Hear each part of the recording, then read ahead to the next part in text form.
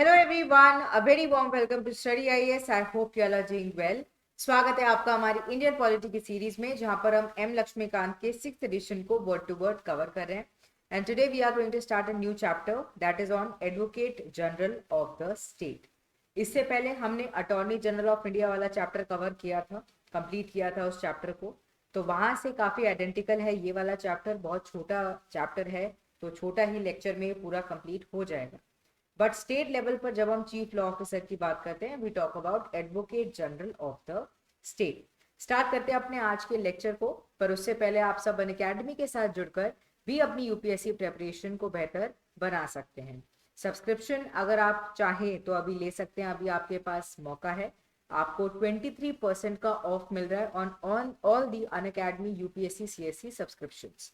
तो चाहे आप 18 मंथ का लेना चाहो, 12th मंथ का लेना चाहो, 6 मंथ का लेना चाहो, यहाँ पर आप रिवाइज्ड फी को देख सकते हैं एंड आप एनरोल कर सकते हैं। ऑल्सो यूज करिएगा कोड स्टडी आईएएस, जो कि है हमारे चैनल का नेम। इसको यूज कर आपको एक्स्ट्रा 10% का डिस्काउंट मिल जाएगा। आप प्रीलिम्स की तैयारी यहाँ पर कर सकते हैं, मेंस की तैयारी कर सकते हैं। रफ्तार बैच स्टार्ट हो गया 5th ऑफ जनवरी से, इसके अंदर आप एनरोल कर सकते हैं। आरम बैच 12th ऑफ जनवरी से स्टार्ट होने वाला है, तो इसके अंदर भी आप एनरोल कर सकते हैं। आगे आने वाला है ये, तो इसमें आप अभी कर सकते हैं, आपके पास मौका है एंड आप इन सब टीचर्स के थ्रू पढ़ सकते हैं। आप यहाँ पर प्रीलिम्स की टेस्ट सीरीज ज्वाइन कर सकते हैं, मेंस की टेस्ट सीरीज ज्वाइन कर सकते हैं, सी सेट कवर कर सकते हैं, ऑप्शनल कवर कर सकते हैं। ठीक है, तो आप अन अकेडमी के साथ जुड़कर अपनी यूपीएससी प्रिपरेशन को स्टार्ट कर सकते हैं। चलिए स्टार्ट करते हैं अपने आज के लेक्चर को। अब देखिए, जब हम advocate general of the state की बात करते हैं तो वी टॉक अबाउट आर्टिकल 165। ठीक है, उसके अंदर बेसिकली इनके बारे में जिक्र है एंड ये हाईएस्ट लॉ ऑफिसर होते हैं अगर हम स्टेट लेवल पर बात करें। वेरएज अगर हम यूनियन लेवल पर बात करते हैं, we talk about attorney general of India, जिसको हमने इससे पहले वाले लेक्चर में कवर किया था। दस ही correspond to the attorney general of India, but state level पर हमें एडवोकेट जनरल ऑफ स्टेट देखने को मिलते हैं। अब इनकी अपॉइंटमेंट की अगर हम बात करें तो इनकी अपॉइंटमेंट स्टेट लेवल पर क्योंकि हो रही है तो गवर्नर के द्वारा होती है। Advocate general is appointed by the governor. And ये कैसे होने चाहिए, क्या क्वालिफिकेशन है, तो ऐसा तो कोई क्वालिफिकेशन नहीं है कि ये डिग्री होनी चाहिए ये सब कुछ, बट हाँ ये है एक्सपीरियंस के लेवल पर यहाँ पर बताया गया है that he must be a person जो कि क्वालिफाई हो टू बी अपॉइंटेड एज जज ऑफ द हाई कोर्ट। अब जज ऑफ द हाई कोर्ट के लिए क्या क्या क्राइटेरिया है कि सबसे पहले तो वो देश के नागरिक होने चाहिए, ही must B citizen of India. इसके अलावा he must have held a judicial office, कितने साल के लिए, 10 साल के लिए, या फिर वो एडवोकेट रहे हो एक हाई कोर्ट में 10 साल के लिए। तो यहाँ पर 10-10 है। अटॉर्नी जनरल ऑफ इंडिया को जब हमने कवर किया था वहां पर डिफरेंट था, वहां पर एक और एक्स्ट्रा एडेड था दैट वाज कि एमिनेंट जूरिस्ट भी वो हो सकते हैं। वहां पे 4 क्राइटेरिया थे, यहाँ पर एमिनेंट जूरिस्ट वाला क्लॉज नहीं है। एमिनेंट जूरिस्ट का मतलब अटॉर्नी जनरल ऑफ इंडिया में जब हमने कवर किया था ये था कि प्रेसिडेंट के नज़र में वो इंसान काबिल होने चाहिए, केपेबल होने चाहिए, टैलेंटेड होने चाहिए। ठीक है, केपेबल होने चाहिए इस पर्टिकुलर ऑफिस के लिए। ठीक है, ये क्राइटेरिया हो सकता है।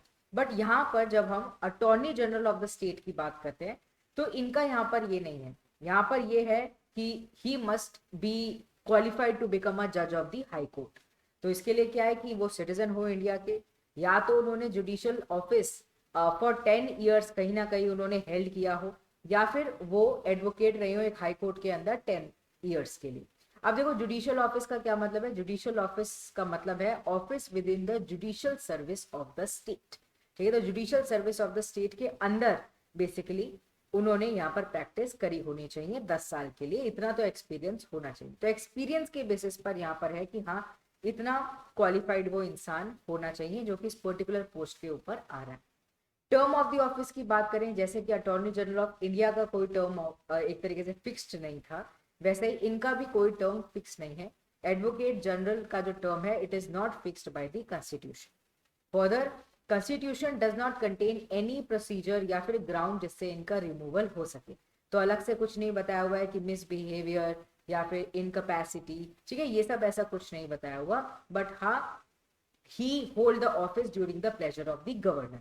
इसका मतलब ये है कि गवर्नर इनको अपॉइंट करते हैं एंड जब मन चाहे गवर्नर इनको हटा सकते हैं। अब देखो गवर्नर क्या हटाएंगे, basically council of minister headed by the chief minister कहीं ना कहीं गवर्नर के ऊपर दबाव देंगे, तो ये हमें सिनेरियो होता हुआ नजर आए।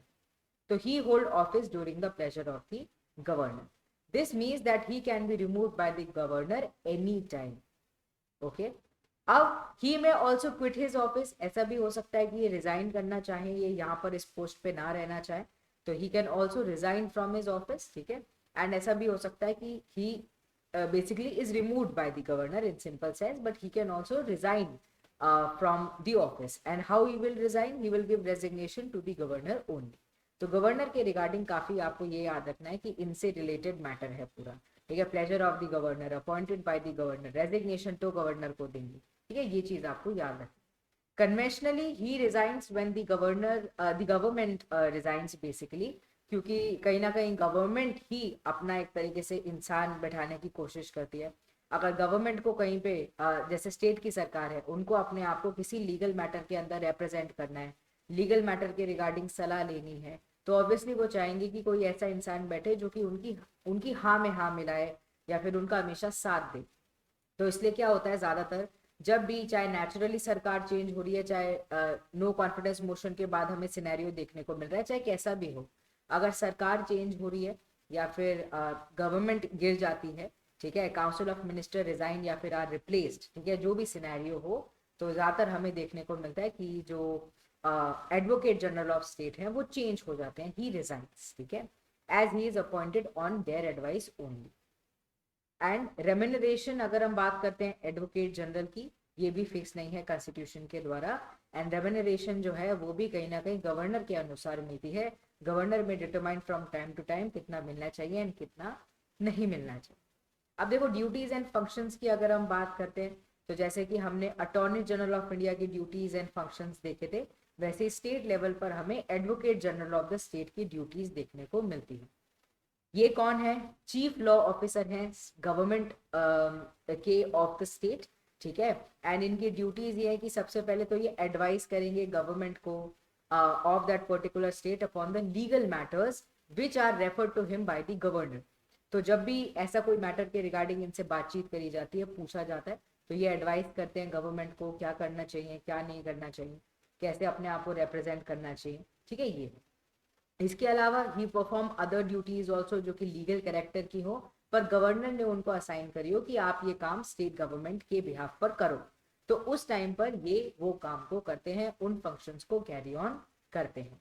थर्ड ये है, he discharge the functions conferred on him by the constitution या फिर any other law in the performance of his official duty.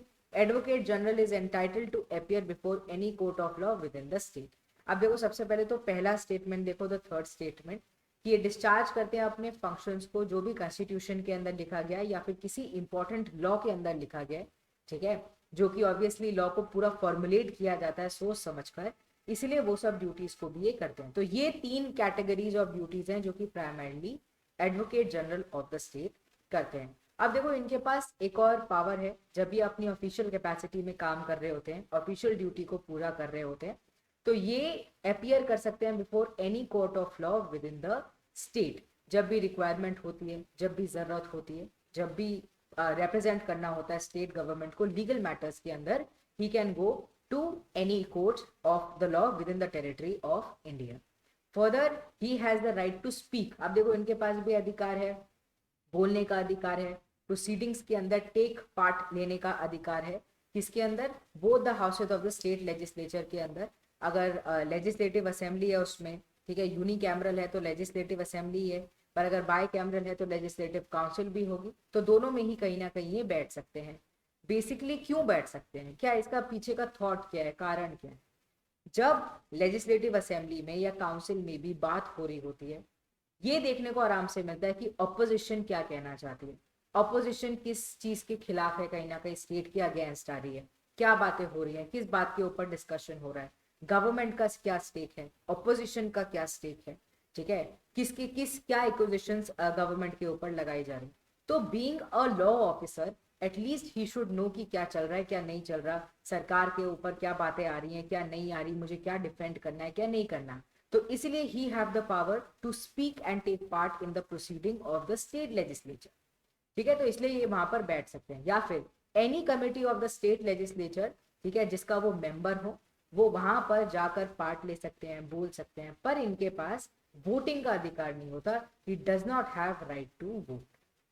He enjoys all the privileges and immunities जो कि अवेलेबल होती है member of the state legislature के पास। अब देखो, यही जब हम अटॉर्नी जनरल ऑफ इंडिया पढ़ रहे थे, उनके पास वो सारी इम्यूनिटीज एंड प्रिविलेजेस हैं जो कि एक मेंबर ऑफ पार्लियामेंट के पास होती। पर जब हम advocate general of the state की बात करते हैं, इनके पास वो सारी प्रिविलेजेस एंड इम्यूनिटीज हैं जो कि अवेलेबल होती है मेंबर ऑफ स्टेट लेजिस्लेचर के पास। तो the duties are very identical, functions are very identical, पर आप एक डिफरेंस देख सकते हैं, ये स्टेट लेवल पर है, वो हम एक तरीके से यूनियन लेवल पर देखते हैं। ये वो आर्टिकल्स हैं जो कि advocate general of the state से रिलेटेड हैं। Article 165 advocate general of the state के बारे में बात करता है प्राइमरीली। 177 इनके पास जो राइट्स हैं with respect to the state legislature and the committee, उसके बारे में बात करता है। 194 बात करता है पावर्स, प्रिविलेजेस, इम्यूनिटीज जो कि एडवोकेट जनरल को मिली हुई है। मेंबर ऑफ स्टेट लेजिस्लेचर के समान ही इनको कहीं ना कहीं सारे प्रिविलेजेस एंड इम्यूनिटीज अवेलेबल है। अब चैप्टर के लास्ट में आप देख सकते हैं article related to constitutional bodies at the glance. 76 attorney general of India, 148 CAG, फिर advocate general of the state, state finance commission, state election commission, district planning committee, metropolitan planning committee, inter state council, GST council, finance commission, inter state trade and commerce commission, election commission, national commission for schedule caste, national commission for schedule tribe, National Commission for Backward Classes, Scheduled Areas and Scheduled Tribe Commission, Backward Classes Commission, Official Language Commission and Official Language Committee of Parliament, फिर Special Office of Linguistic Minorities। हमने ये सारे ही लगभग cover कर लिए। ठीक है, union public service commission and state level public service commission 350। ठीक है, तो इन सबको हमने लगभग कवर कर लिया है। ऐसे ही हम आगे और सब चैप्टर्स को भी कंप्लीट करते रहेंगे। छोटा सा चैप्टर था इसलिए जल्दी से हमने इस चैप्टर को कंप्लीट कर लिया। अगर आपको आज का लेक्चर अच्छा लगा, do hit the like button, also subscribe to our channel study IAS and अपनी साइड से इन लेक्चर सीरीज को ज़रूर शेयर करिए जिससे ज़्यादा लर्नर्स हमारे साथ जुड़ सके, ज़्यादा से ज़्यादा लोगों तक ये लेक्चर सीरीज पहुंच सके एंड वे ईजी भाषा में एक तरीके से M लक्ष्मीकांत की जो बुक है उसको कंप्लीट कर सके। चलिए मिलते हैं कल। Bye bye everyone, take care and good night.